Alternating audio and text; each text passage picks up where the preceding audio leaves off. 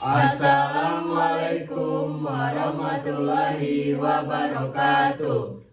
Halo teman-teman, perkenalkan kami dari kelompok 2 akan mempresentasikan hasil kerja kami, yaitu tentang pembelahan sel mitosis. Sebelumnya perkenalkan, nama saya Dwiki Andika. Nama saya Zahra Mutmainah. Nama saya Liawati. Nama saya Rumah Muda. Selamat menyaksikan. Di sini saya akan menjelaskan fase interfase pada pembelahan sel mitosis. Baiklah, interfase adalah merupakan tahap persiapan untuk mitosis. Interfase merupakan fase terpanjang dari siklus sel.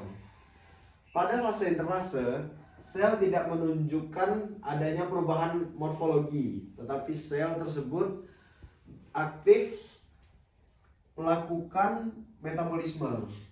Interfase terdiri dari 3 fase, yaitu GAP1 atau fase tumbuh pertama atau G1, sintesis S, dan GAP2 atau fase tumbuh kedua. Yang pertama ada fase G1 atau fase pertumbuhan 1. Adalah fase pertama dari 4 fase siklus sel yang terjadi dalam pembelahan sel eukariotik. Fase G1 berakhir saat sel bergerak ke fase S interfase. Sekitar 30 hingga 40% dari waktu siklus sel dihabiskan dalam fase G1. Kemudian fase S atau fase sintesis adalah tahap pada siklus sel yang berlangsung antara fase G1 dan fase G2. Setelah melewati fase G1, sel memasuki tahap S. Hasil akhir dari proses di fase S adalah penggandaan materi genetik dalam sel, yang pada akhirnya dibagi menjadi 2. Selanjutnya adalah fase G2 atau fase pertumbuhan buah. Adalah fase ketiga dari interfase dalam siklus sel yang mendahului mitosis.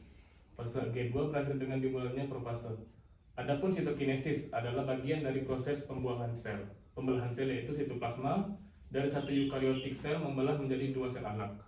Umumnya, sel anak akan merupakan salinan fungsional dari sel induk. Kemudian ada mitosis. Mitosis adalah suatu pembelahan sel melalui tahap-tahap profase, metafase, anafase, dan telofase. Tujuan mitosis adalah untuk pertumbuhan dan regenerasi yang menghasilkan 2 sel anak yang identik dengan sel induk semua. Gambarnya akan gambarnya.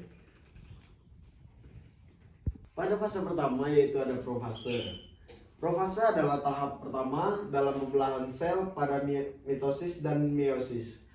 Bermula setelah interfase, DNA tereplikasi saat sel memasuki profase.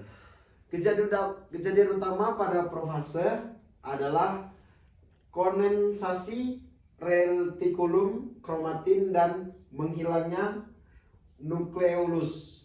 Ciri-cirinya yang pertama yaitu benang-benang kromatin memendek dan menebal membentuk kromatid. B. Kromatid berpasangan membentuk kromosom. C. Membran nukleolus menghilang. D. Pada sel hewan, sentriol mengalami pembelahan.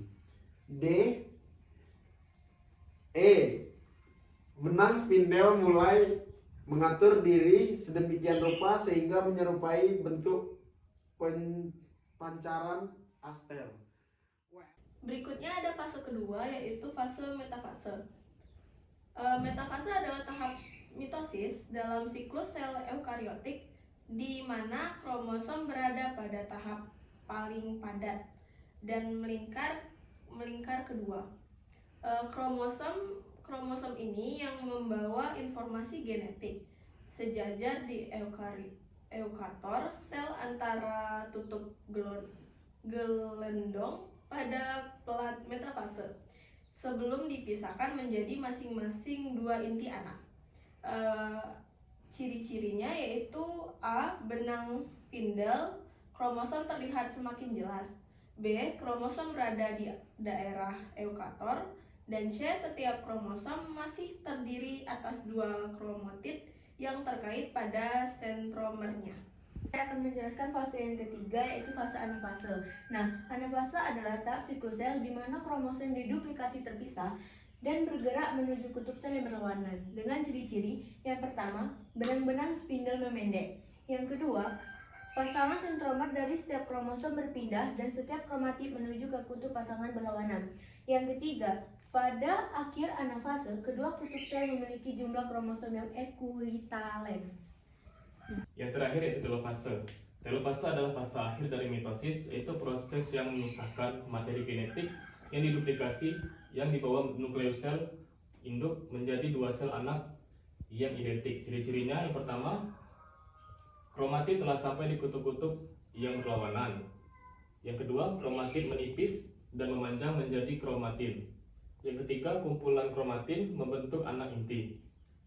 Yang keempat, membran nukleus mulai terbentuk kembali. Dan yang terakhir, berlangsung sitokinesis atau pembelahan sitoplasma sehingga dihasilkan dua sel anakan yang identik.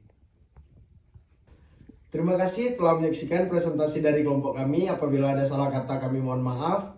Pada Allah kami mohon ampun. Kami akhiri. Wassalamualaikum warahmatullahi wabarakatuh.